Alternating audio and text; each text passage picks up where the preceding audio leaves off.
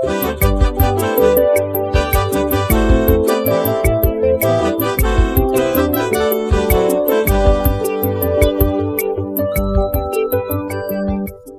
ṣeé ṣe kí ẹ ti gbọ́ nípa àìsàn ẹ̀dọ̀ tí wọ́n ń pè ní hepatitis.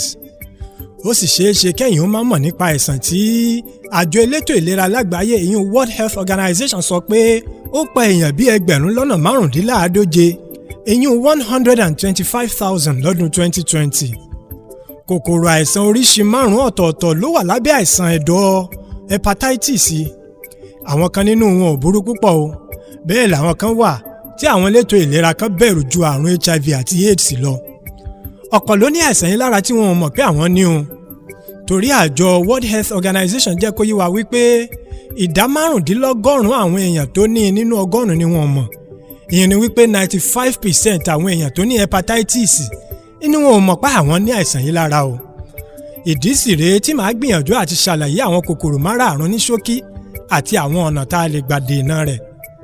Àkọ́kọ́ ni hepatitis A. Ọwọ́ ẹ̀lẹ̀ ni kòkòrò àìsàn ẹ̀dọ̀ eléyìí máa ń bá wa ń tiẹ̀. Kèésì dé ìpele ìbẹ̀dọ̀jẹ́ béèyàn bá ti ní àìsàn ẹ̀dọ̀ kan tàbí òmíì tẹ́lẹ̀tẹ́lẹ̀ rí. Inú omi àti oúnjẹ ńlèyàn ti ń gbà kó kòkòrò eléyìí àti ìfarakínra pẹ̀lú àwọn èèyàn tó ní àìsàn ọ̀hún. Àwọn àpẹẹrẹ téèyàn lè ní òun ni àyà rínrìn, kó máa rẹ̀yìn láti inú wá, àti kí funfun ojú pẹ̀lú àwọ̀ ara ó máa mú àwọ̀ ìṣúrú ìyún yẹ́lò wá.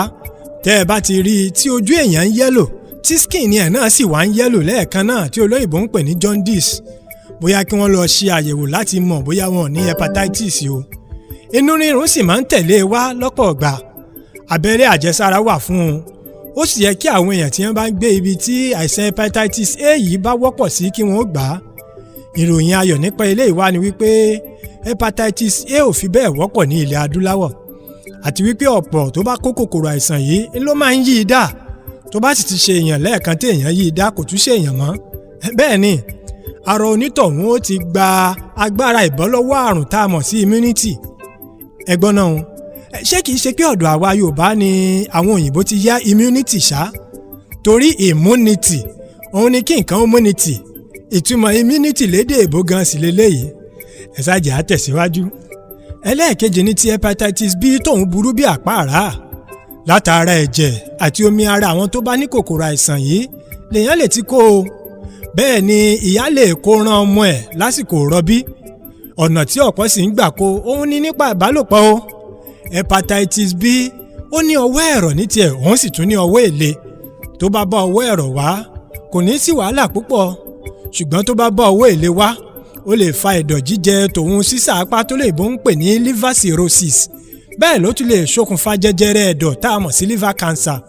Ohun tó bá burú nípa kòkòrò àìsàn hepatitis B òun ni wípé tó bá wà lọ́wọ́ èlé ìyún chronic kìí farahàn lọ́pọ̀ ọ̀gbà o, títí tí ẹ̀dọ̀ àwọn tó ní àìsàn yóò fi bẹ̀rẹ̀ sí ní kàgbákò. Ọwọ́ ẹ̀rọ rẹ̀ ìyún acute òun ló máa ń farahàn nípa rírẹni láti inú wá, inú rírun, ìtọ̀ tó pọ́n bí ẹni fẹ́ máa dúdú, àti jaundice tí mú kí ojú àti àwọ̀ ara ó ní àwọ̀ ìṣúrú tí mo ṣàlàyé lẹ́ẹ̀kan. Ìròyìn ayọ̀ kan fún eléyìí wá ni wípé abẹ́rẹ́ àjẹsára rẹ̀ wà láti dènà rẹ̀ o. Bẹ́ẹ̀ báyìí tí ìgbà rí ẹ tètè lọ mọ bẹ́ẹ̀ ó ṣe lọ gbà á ní ilé ìwòsàn, nítorí àìsàn hepatitis B yìí ó wọ́pọ̀ nílẹ̀ adúláwọ̀ dáadáa. Ẹ wá tún jẹ́ ká tẹ̀síwájú. Ẹlẹ́ẹ̀kẹta ni hepatitis C. Látara ẹ̀jẹ̀ àwọn èèyàn tó ti ní kòkòrò àìsàn yìí lèèyàn ti lè kó, yálà nípa lílo abẹ́rẹ́ kan náà láti fi lo oògùn tàbí àìkáràmásìkí lásìkò ìtọ́jú aláìsàn. Bí wọn ò bá sì ṣe àyẹ̀wò ẹ̀jẹ̀ dáadáa kí wọ́n tó fà á síyàn lára, èèyàn lè gbabẹ̀ kó. Bẹ́ẹ̀ ni ìyá lè kó eléyìí náà ran ọmọ ẹ̀ lásìkò rọbí. Irú iṣẹ́ tí hepatitis C ń ṣe lágọ̀ọ́ ara kò fi taratara yàtọ̀ sí ti B náà. Iṣẹ́ wọn jọra púpọ̀. Òun náà sì farahàn tó bá lọ́wọ́ èlé títí tí ẹ̀dọ̀ ó fi kàgbákò tán. Òun ní oògùn tó ṣe é wò ó sàn bí èèyàn bá tètè mọ̀ pé òun ní. Ẹlẹ́ẹ̀kẹrin hepatitis D. Àwọn tó bá ti ní hepatitis B nìkan ni D lè mú. Ọ̀rọ̀ rẹ̀ dàbí ìyà kékeré tí ń gorí ẹni lẹ́yìn tí ńlá bá ti gbéni ṣánlẹ̀. Ọ̀nà tí èèyàn lè gbà dènà rẹ̀ òun ni kéèyàn ó gba abẹ́rẹ́ àjẹsára tí ń dènà hepatitis B. Béèyàn ò bá ti ní hepatitis B, D yìí ò lè fìyàn ṣe nǹkan kan ní tiẹ̀. Èyí tó wá kẹ́yìn òun ni hepatitis E.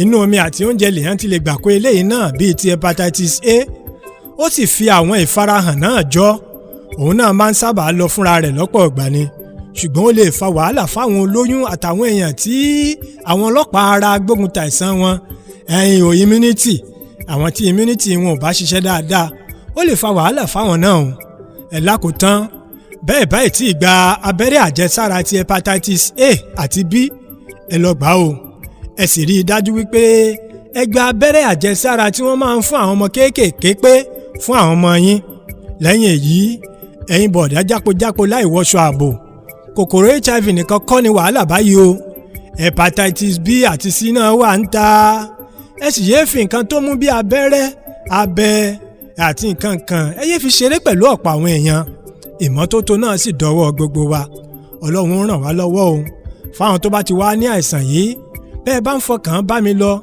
ẹ rí wípé B àti C gangan ló ní wàhálà púpọ̀ jù oògùn ìwòsàn sì wà fún C ṣùgbọ́n bí oògùn kí agbára àwọn kòkòrò yẹn ó lọlẹ̀ kí wọ́n má bàa ba ẹ̀dọ̀ jẹ́ ló wà báyìí kò tí ì sí ìwòsàn pátápátá fún òun ẹni tí ẹ̀dọ̀ ẹ̀ bá ti wá bàjẹ́ iṣẹ́ abẹ ìpààrọ̀ ẹ̀dọ̀ ìyún liver transplant nìkan ló kùn fúrú wọn o ẹ share fídíò yìí kí gbogbo èèyàn ó lè mọ̀ nípa kòkòrò yìí kí wọ́n sì lè kẹ́kọ̀ọ́ nípa rẹ̀ bẹ́ẹ̀ bá sì ti rí àwọn àmì àti àpẹẹrẹ tí mo kà sílẹ̀ lẹ́ẹ̀kan ẹ tètè lọ ilé ìwòsàn fún àyẹ̀wò kó tó kọjá àmójútó lágbára Èdùmàrè àìsàn tí ó ṣèyàn tí ó wá di tí wọ́n máa wá tọrọ owó fún ni káàkiri kò ní í gbé wá dé o Àròjinlẹ̀ ló kọ́ mi àyàn gidigbo tí ń kó gíbò lu ọgbọ́n kí gbogbo lóye àti ọ̀mọ̀ràn ó lè jó àbúrò kéré ó tóbi kò ní í ṣẹlẹ̀ sẹ́nìkọ̀ọ̀kan wa o ẹ kú kalẹ̀.